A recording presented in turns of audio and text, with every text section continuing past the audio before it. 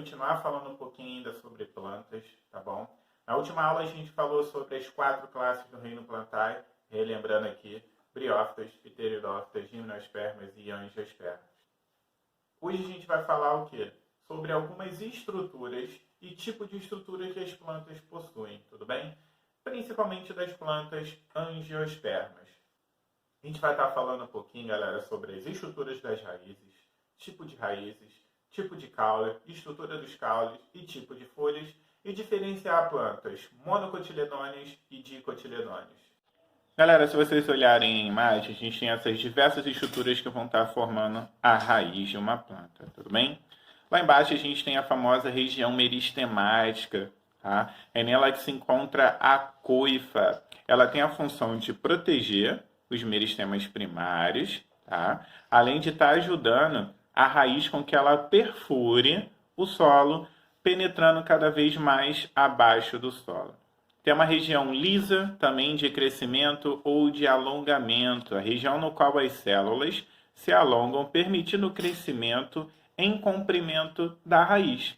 Essa região possui apenas alguns milímetros, galerinha, de comprimento, mas é onde ocorre o maior crescimento da planta, tudo bem? Fazendo que a planta se alongue. Região ozona pelífera de maturação ou diferenciação. Região onde ocorre a maturação das células e dos tecidos primários. Nessa região ocorre também grande absorção de águas e nutrientes, galerinha, ali na zona pelífera, tá bom? O que é potencializado por esses pelos que são feitos de células especiais com essa função para facilitar a absorção de água e de nutrientes. Região ou zona suberosa ou de ramificação. Região formada por células cobertas de suberina, que é uma substância especial presente somente nas raízes das plantas. Nela estão localizadas as ramificações das raízes. São aquelas raízes que vocês podem ver aí que vão se ramificar para a lateral da planta. Tudo bem? Então, galerinha, aí ó, a gente tem no final o colo. O colo é da onde surge o tronco da árvore ou da planta ali, né, por onde vai crescer a nossa plantinha. Então a gente acabou de ver aí nessa imagem aí quais são as partes que formam a raiz de uma planta. Tava melhor sem aparecer, né, galerinha? Mas vamos lá, a gente vai falar agora um pouquinho sobre os tipos de raízes. Vou deixar aqui rapidinho as imagens para vocês verem, mas não se esqueçam de estar gravando, hein? Vamos lá. Galerinha, para a gente falar dos tipos de raiz, a gente tem que se tocar que a raiz ela tem a principal função de estar fazendo a absorção dos nutrientes, tá bom? Alguns tipos de raízes, no entanto, elas também desempenham outras funções, que é o que a gente vai estar vendo agora. Nós temos os tipos de raízes tuberosas, como as mandiocas, batata doce, o nabo, que armazenam reservas de nutrientes, tá bom? Principalmente na forma de grãos de amido. Elas são utilizadas durante a floração e a produção de frutos pela planta. Muitas dessas raízes tuberosas elas são utilizadas na alimentação, tanto humana quanto da de animais. Beleza, galerinha? Raízes respiratórias ou pneumatóforos. São adaptações, galerinha, de trocas gasosas. Como assim? Algumas plantas, as raízes ficam em locais muito cheios de lama, onde as raízes não vão conseguir tirar todos os nutrientes nem o oxigênio suficiente. Então, as pontas das raízes elas sobem à superfície para buscar um pouco desse oxigênio e de nutrientes. Um grande exemplo que a gente tem isso são as plantas que vivem em manguezais, as famosas mangues, né, que é o nome daquela árvore. Se vocês observarem na imagem, o tipo de raiz que esses mangues, ou seja, que essas plantas que ficam no manguezais possuem, são essas daí, tudo bem? Tanto que as suas raízes, elas são bem retorcidas, elas adentram no solo e depois sobem novamente para a superfície. Raízes suporte, galera. Também chamadas de raízes escoras. Elas vão aumentar a base de fixação da planta ao solo.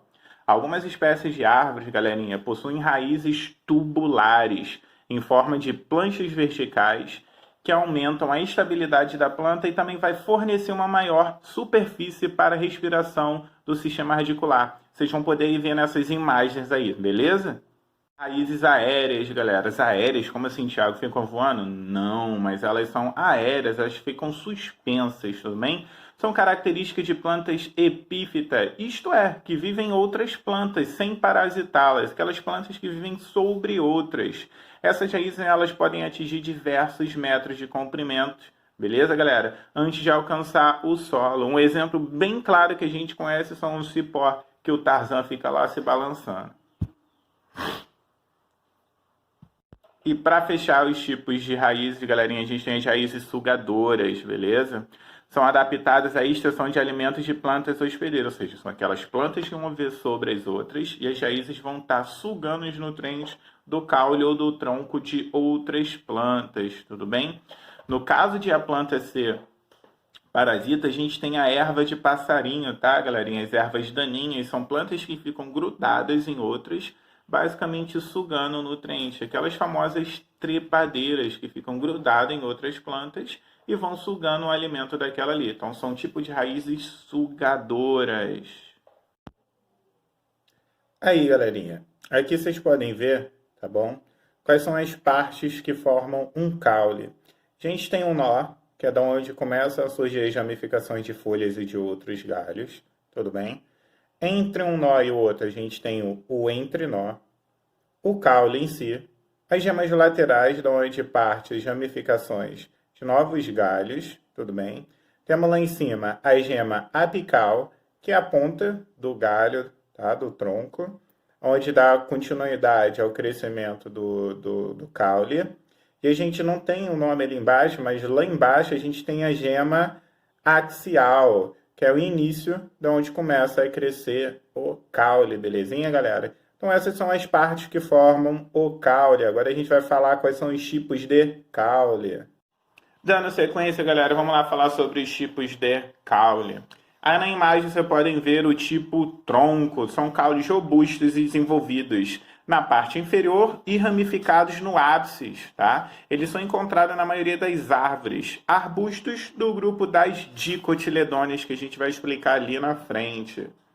Próximo tipo de tronco aí que vocês podem ver são os estipes. São caules geralmente não ramificados, que apresentam em seu ápice um tufo de folhas. São típicos de palmeiras, como você pode ver, um exemplo é uma palmeira. Próximo tipo, galerinha, de caule são os comos. São caules não ramificados que se distinguem dos estipes por apresentarem em toda a sua extensão divisão nítidas de gomos. Como assim, Thiago? Me dá um exemplo disso aí. Bambu, galerinha. Você pode ali ver aí na imagem que é bem diferente dos estipes. A gente também tem a cana-de-açúcar. O milho são exemplos bem claros do tipo desses caules, do tipo como. A gente pula para o próximo, que são os caules trepadores. Estão presentes em plantas trepadeiras e crescem enrolados sobre diversos tipos de suporte. Esse tipo de caule apresenta uma Esse tipo de caule, galerinha, ele vai estar apresentando uma adaptação e obtenção de locais mais iluminados em que há mais luz para a fotossíntese, ou seja, são caules que precisam de maior quantidade de luz.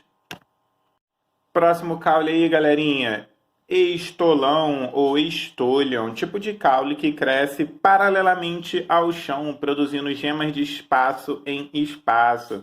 Essas gemas elas podem formar raízes, folhas e originar novas plantas, tá? São aquelas florzinhas que normalmente a gente encontra, nasce do chão, igual aí na folha, e logo depois a gente tem o caule, tudo bem? A gente tem também os gizomas, são caules subterrâneos que acumulam substâncias nutritivas, galerinha. A gente tem um exemplo, olha, a batata inglesa, tá bom? E a bananeira, tá? Normalmente quando você vê 2, 3 bananeiras uma do lado da outra, galerinha, na realidade é uma só bananeira. Próximo tipo aí de caule nós temos os bulbos. São as estruturas complexas formadas pelo caule por folhas modificadas, tá bom?